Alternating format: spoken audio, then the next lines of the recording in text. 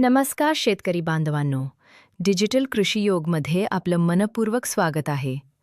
तुम्ही अजूनही आमच्या चॅनलला सबस्क्राईब केलं नसेल तर आत्ताच करा, कारण इथे तुम्हाला मिळतात महत्त्वाच्या आणि ताज्या शेती अपडेट्स. तर चला, आज आपण पाहणार आहोत कांद्याचे ताजे बाजारभाव.